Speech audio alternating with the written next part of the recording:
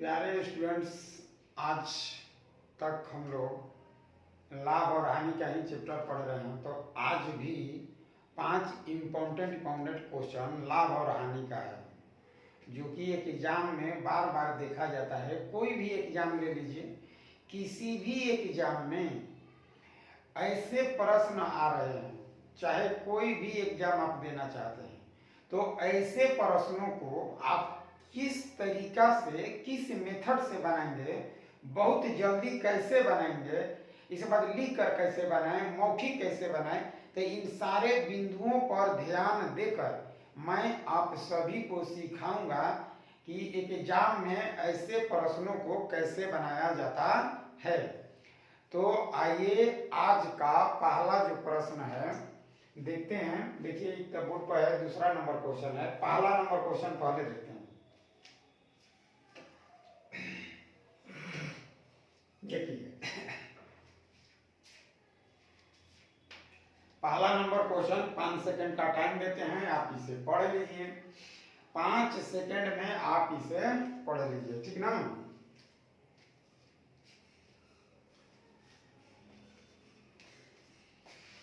तो देखिए, सवाल को मैं पढ़ रहा हूं, कैसे पढ़ना है। एक वस्तु को बेचते समय, मतलब कोई वस्तु है, मान लीजिए कि ये कलम है, इसे हमें बेचना है, इस कलम को सेल करना है, बेचना है। तो कह रहा है कि इसे 11% लाभ और 13% हानि पर बेचने का अंतर 204 रुपये। मतलब इस कलम को हमें बेचना है, तो पहले हम ये सोच रहे हैं कि हम 11% इसे लाभ पर बेचेंगे। तो ये मान लेते हैं कि ये कलम 100 रुपया का है, तो 100 रुपया के अगर हम कल्पना करते हैं कि 11% लाभ लेकर बेचेंगे, तो इसे 111 रुपया में बेचेंगे, 111। फिर कह रहे हैं कि अगर हम 11% लाभ में न बेचे होते और 13% लॉस में बेचे होते, 13% लॉस में, तो 100 रुपया के इस कॉलम को हम कितना में बेचते? 100 रुपया को तो 87 रुपया में बेचते। तो शुरू बेच रहे हैं 11% लाभ पर, तो 111 रुपया था, 87 रुपया था, तो दोनों में डिफरेंस कितना का है? तो दोनों में डिफरेंस 24 का है। तो यही सवाल कह रहा है आपको, ठीक ना। तो देखिए, सवाल आप अच्छी तरह से देख लीजिए कि दिया हुआ है कि पहले 11% लाभ पर बेचते हैं और फिर 13% हानि पर बेचा जा रहा है। 11% लाभ और 13% हानि। तो देखिए कैसे बनेगा ये, मौखिक भी बता देंगे आप लोग कैसे बनाएंगे मौखिक। देखिए,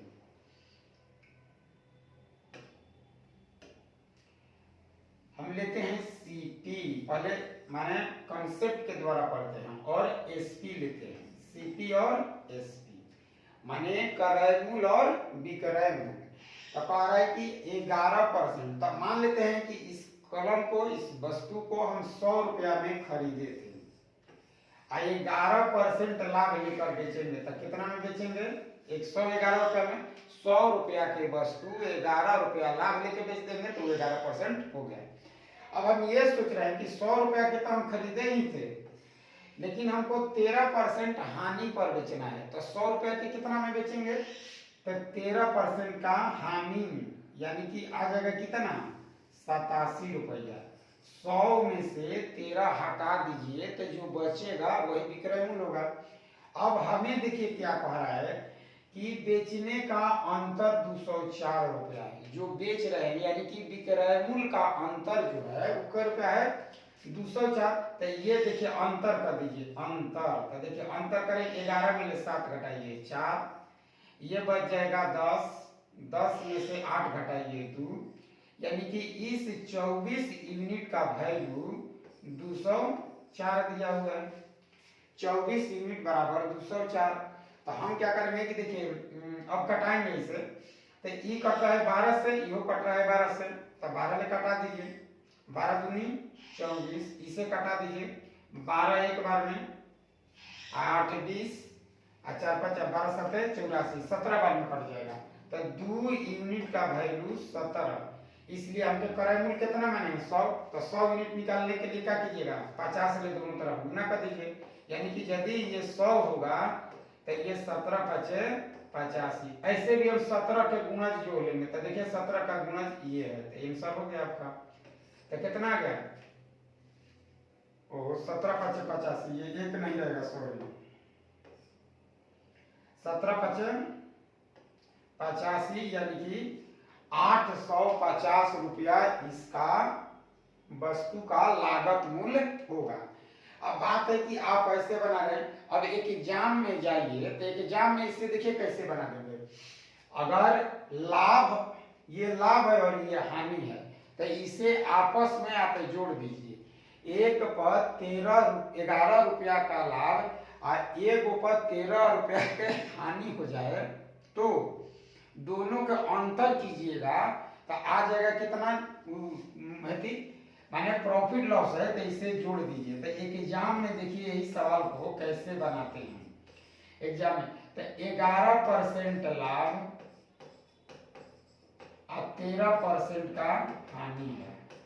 तो देखिए लाभ और हानि है तो आप ये दोनों जोड़ दीजिए, लाभ और हानि। तो अगर ये जोड़ते हैं तो कई यूनिट आ गया, 24% आ गया। इसी 24% का वैल्यू देखिए 204 दिया हुआ है। अब ये बताइए एक एग्जाम में है, लिखने का क्या वजूद है आपको? 11% लाभ 13%, 11 13 जोड़ दीजिए, 11 13 जोड़ दीजिए, 11 13 24, 24 ले में अपना। तो 1% का वैल्यू 204 बटा में 24, इसलिए 100% का वैल्यू निकाल दीजिए। तो 204 गुना 100 बटा में 24, आप कटा लीजिए। देखिए 12 दूनी 24, 17 बार में कट जाएगा, ये कट जाएगा 50 बार में, ठीक है। तो 17 पचे 85 माने 800 का। माने एक एग्जाम में इस तरीका को अपनाइए, इस तरीका को ना अपनाए, ठीक ना। तो 11 और 13 जोड़िए 24, 24 के वैल्यू 204। अच्छा 204 आ गया। 1% का एक बाद 100% निकाल लीजिए, आपका आंसर तैयार है, ठीक ना। तो इसी के साथ एक अगला क्वेश्चन लेते हैं।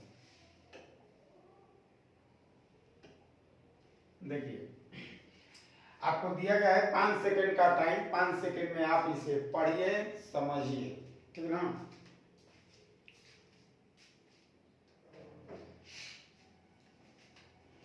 अब देखिए हम पढ़ के बताते हैं।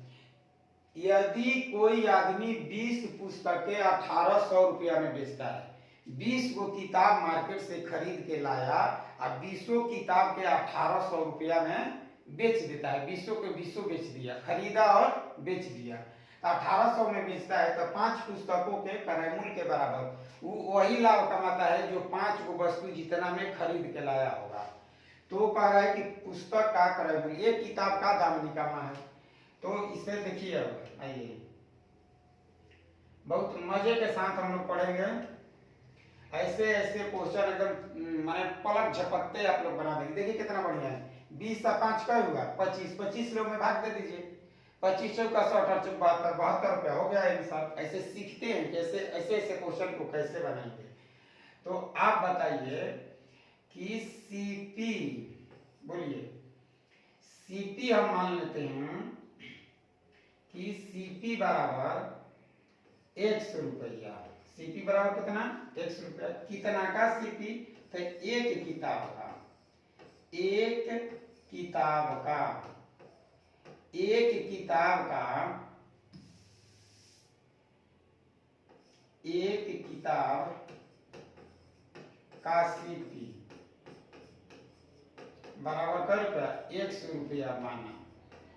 माने हम मान लेते हैं कि एक किताब 1 रुपया का है, तो 20 किताब खरीदने जाइएगा तो आपको 20 रुपया लगेगा।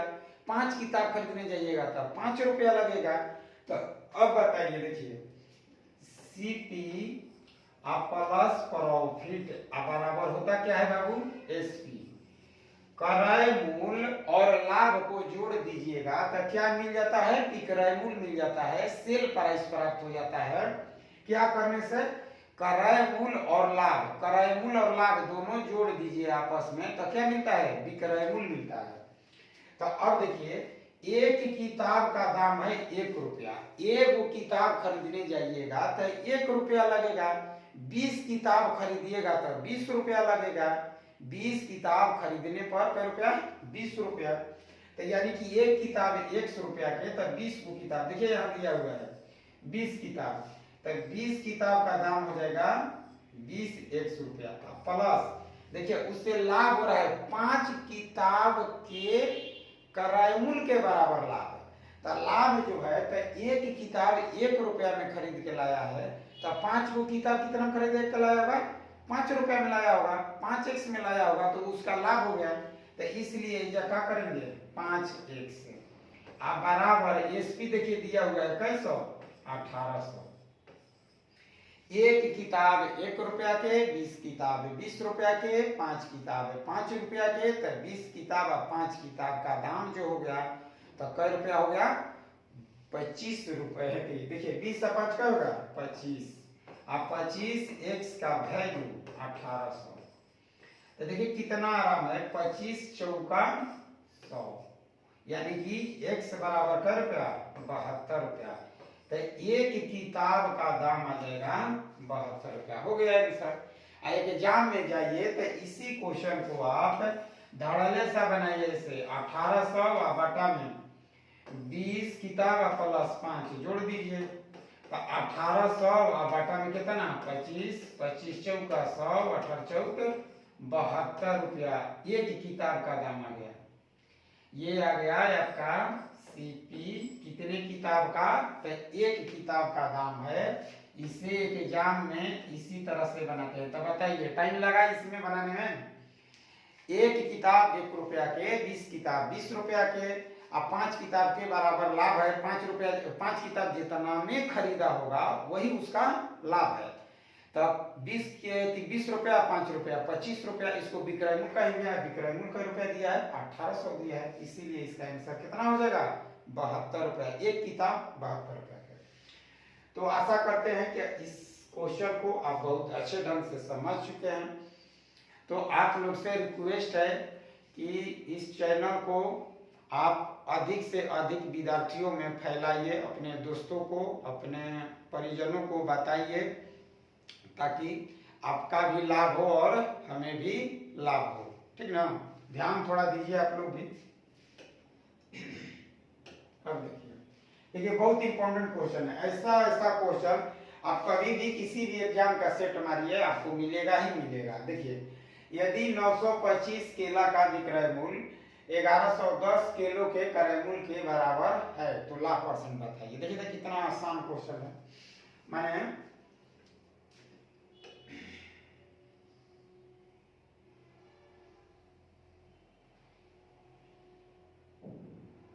देखिए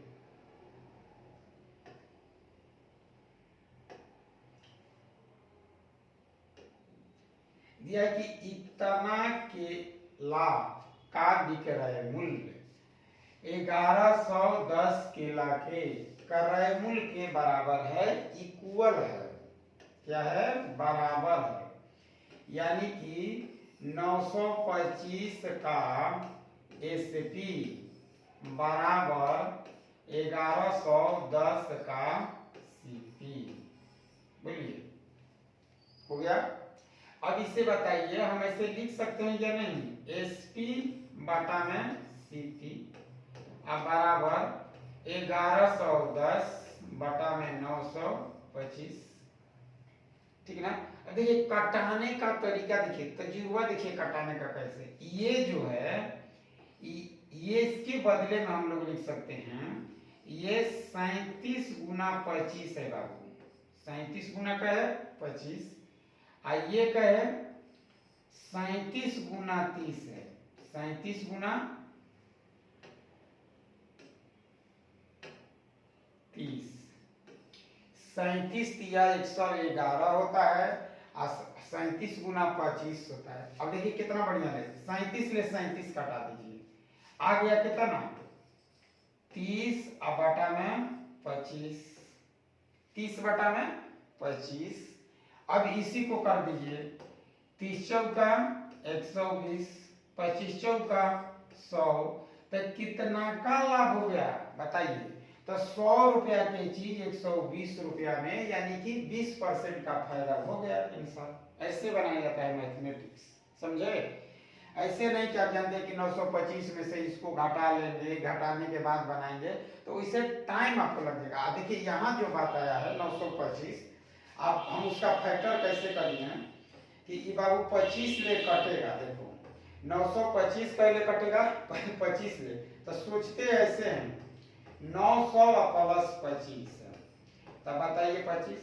तो अब ऐसे सोच लीजिए कि 900 बटा में 25 और प्लस 25 बटा में 25 है, तब बताइए। देखिए तब 25 चौका 100, तब 9 चौका 36 और प्लस 1 बराबर क्या आ गया 37।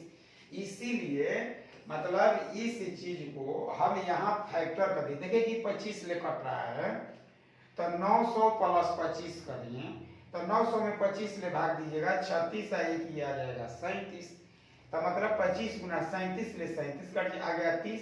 अब हमको देखिए कराएंगे, जब लाभ परसेंट का बात किया जाता है, लाभ परसेंट का, तो ये है 25 रुपया। इससे हमें 100 बनाना है, तो 100 बनाने के लिए कैसे गुना कीजिएगा 4 ले, तो 4 ले ऊपर भी गुना कर दिए, 4 से नीचे भी गुना कर दिए, तो 120 बटा में 100।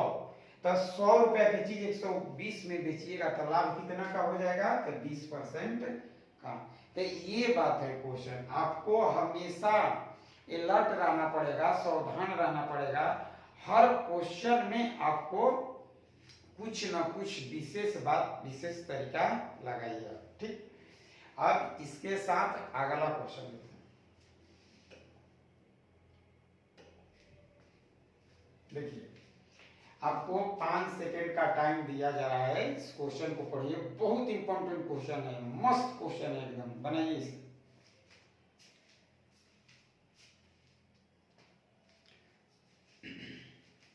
देखिए आप पढ़ लिए होंगे क्वेश्चन, एक बार हम भी पढ़ के बता देते हैं आपको कि एक वस्तु को 20% लाभ पर बेचा जाता है। कोई वस्तु है, मान लीजिए कलम है, किताब है, कुछ भी है, 20% के लाभ पर बेचा जाता है। यदि क्रय मूल्य और विक्रय मूल्य दोनों में से 100 रुपया कम कर दीजिए, क्रय मूल्य 100 रुपया घटा दीजिए, विक्रय मूल्य 100 रुपया घटा दीजिए, क्रय मूल्य 100 रुपया घटा दीजिए, तो 4% अधिक लाभ होगा। तो लागत मूल्य पूछा है। बहुत इंपॉर्टेंट क्वेश्चन है, मस्त एकदम। बहुत कम ही लड़के ऐसे ऐसे क्वेश्चन बनाते हैं, ठीक ना। और देखिए आप लोग,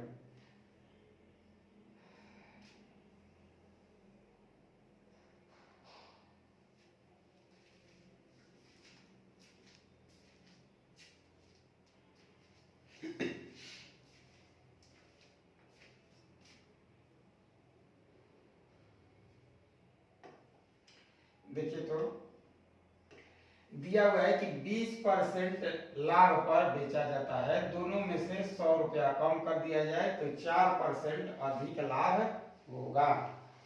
तो देखिए तो 20% का वैल्यू बताइए आप, 20% का वैल्यू, तो 20% का जो सीपी यहाँ एसपी मान लेते हैं, तो सीपी और एसपी मान लेते हैं। 20% का वैल्यू होता है 1/5, यानी कि 5 रुपया की चीज कै रुपया में बेचिएगा, 6 रुपया में, तो 20% का लाभ होगा।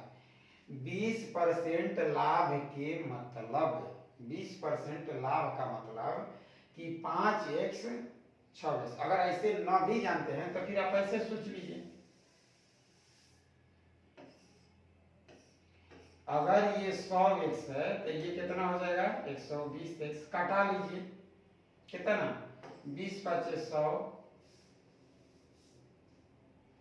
20 5 100, 20 छक्का 20 से इतना आ गया, ये रेशियो आ गया।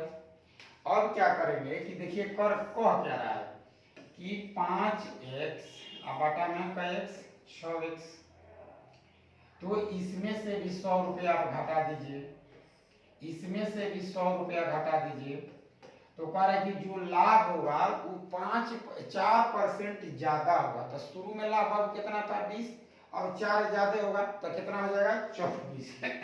शुरू में था 20% आप प्लस 4% ज्यादा, तो कई परसेंट हो जाएगा 24%।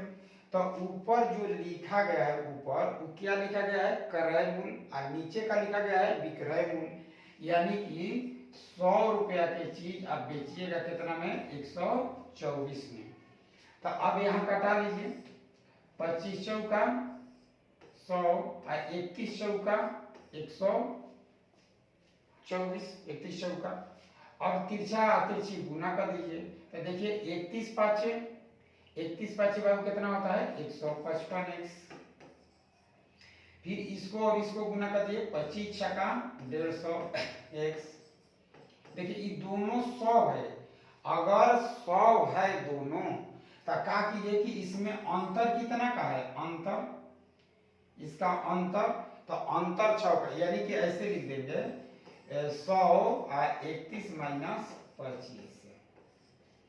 तो अब आगे घटा दीजिए तब 5x, सॉरी यहाँ 31 5 155 होता है, तब हम लिख देंगे इतना 155। तो 155 में से 150 हटा दीजिए तो 5x, ये आ जाएगा 100, घटाइएगा तो 6 आ जाएगा। अब ये घटाइए 5 दूनी 10। ऐसे भी आपको देखिए 5x निकालना था, यानी कि 5x का ही वैल्यू कर 100 कटाएंगे ही नहीं, हो जाएगा मेरा काम। 5x बराबर 600, ठीक ना। यानी कि 5x क्रय मूल्य देखिए 5x माने हमसे पूछा है क्रय मूल्य, आंसर आ जाएगा 600, ठीक ना। तो एक एग्जाम में इसे देखिए, मतलब इसी चीज को ज्यादा दिमाग नहीं लगाना है।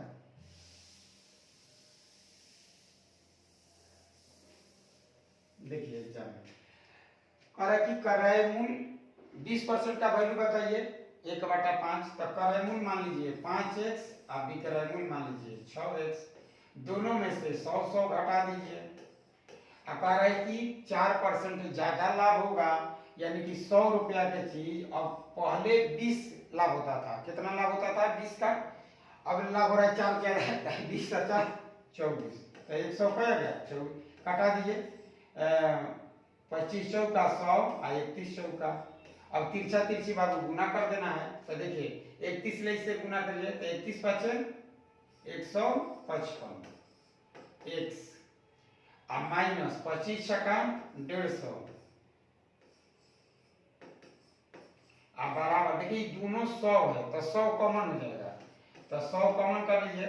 ये दोनों का अंतर क्या का है, अंतर 6 का है, तो अंतर कर लीजिए 6 गुना 6, बस बन गया मैथमेटिक्स। देखिए 5x बराबर, तो 5x बराबर कैसे 600, तो इस क्वेश्चन का आंसर ही 600 है। तो यही तरीका आपको अपनाना होगा एग्जाम में, बहुत ही इंपॉर्टेंट क्वेश्चन था आज का लास्ट क्वेश्चन।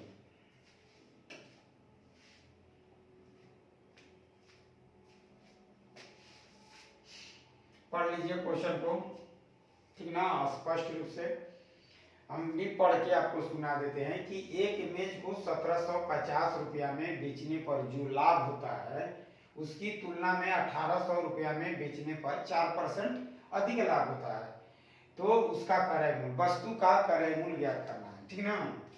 तो देखिए तो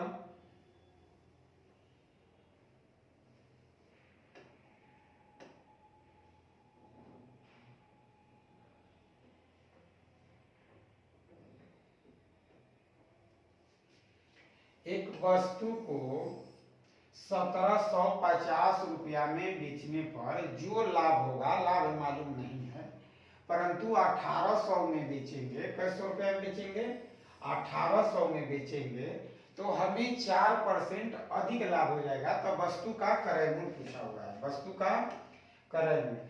तो आखिर बताइए कि इस 1750 है, ये 1800 है, 1750 और 1800 है, तो 1750 से 1800 कई रुपया बढ़ गया 50 रुपया, तो 50 रुपया क्यों ज्यादा मिला, प्रश्न कीजिए 50 रुपया ज्यादा क्यों मिला।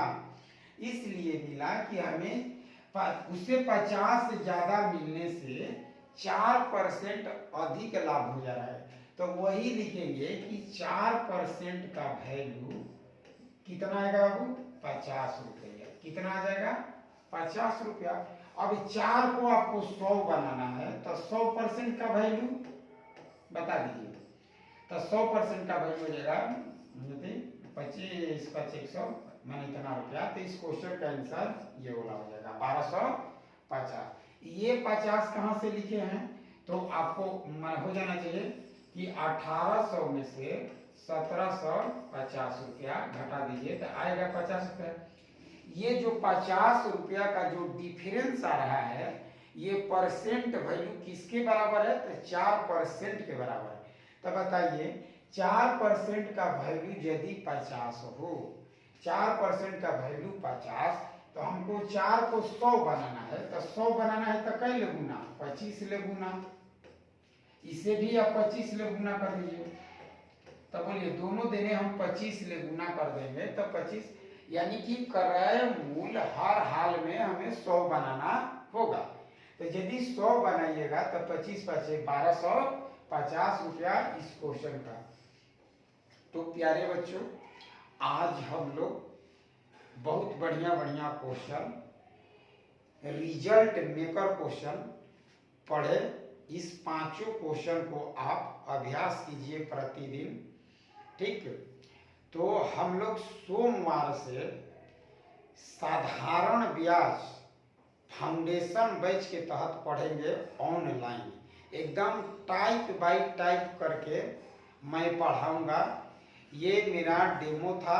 आप लोग से मुझे बहुत उम्मीद है, जिस तरह से आप मेरे चैनल को देख रहे हैं, दूसरे लोगों को आप बता रहे हैं, तो उससे हमें बहुत आत्मबल मिलती है।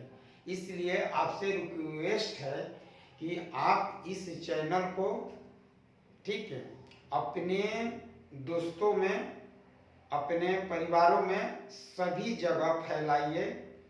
इसी के साथ आज का क्लास मैं समाप्त करता हूँ। जय हिंद।